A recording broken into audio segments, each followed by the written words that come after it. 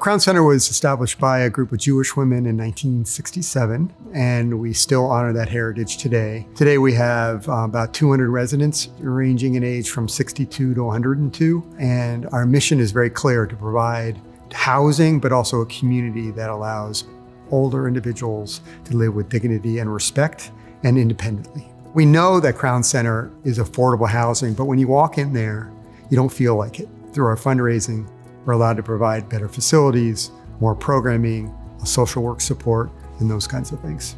You know, one of the things that really hurt seniors as they age is isolation, and we try to prevent that by getting them out of their apartments, whether that be through our fitness programs, whether that be for the music we bring in. We have cooking classes and things like that I don't think you can find in a lot of other affordable housing communities. You know, frankly, I think that sometimes older people are forgotten, and hopefully we can provide services in a place where people can live out their lives fully, that they can really feel like they belong and continue to grow, and they have gifts that they're willing to give back still. And we want to tap into that.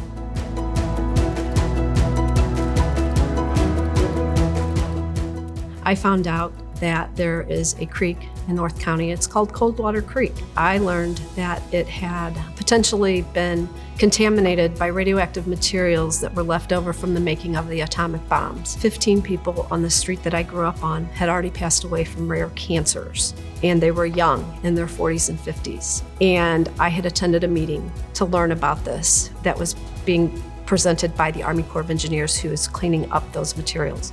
I also, at that point, learned about a landfill that was also contaminated with the same materials that was 1.8 miles away from the home I was raising my 4 children in.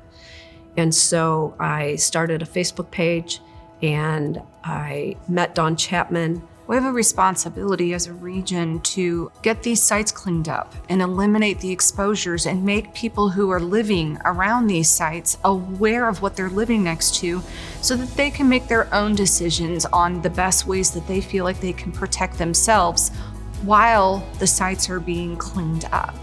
Both of us didn't know that we were being exposed. We didn't know what we were living next to. Karen didn't know what she was growing up next to. Her parents didn't know. So we're trying to give people the ability to know. We're waking up and we're trying to clean up. We're trying to get this out of our area. And we have been successful in getting these agencies to be more transparent and be held more accountable for their actions.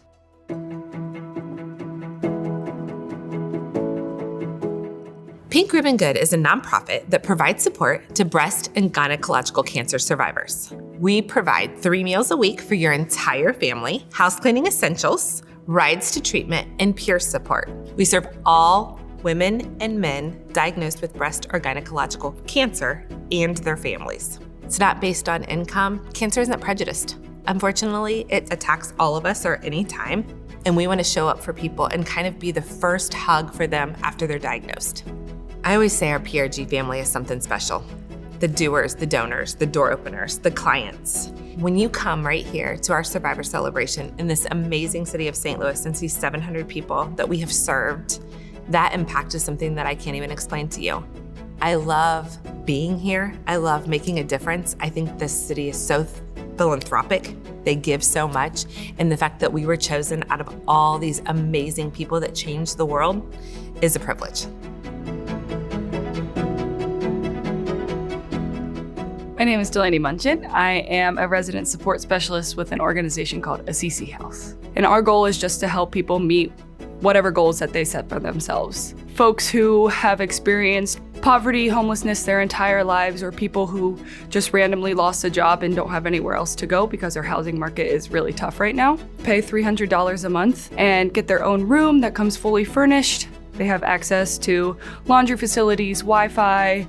I think that when we've been able to implement consistency and we've been able to prove to people that this is a safe space and you don't have to worry about losing your housing, people are able to relax and then figure out how to focus on getting their mental health right. When people have their basic needs met, they can start meeting those other levels of need, which makes it a lot easier to remain consistent in jobs and in housing and relationships. Receiving the What's Right with the Region Award means a lot to both myself and to my organization. Being able to have a couple more eyes on us makes us feel like, okay, we have more support within our community and we have the ability to continue working in ways that we didn't think were possible before.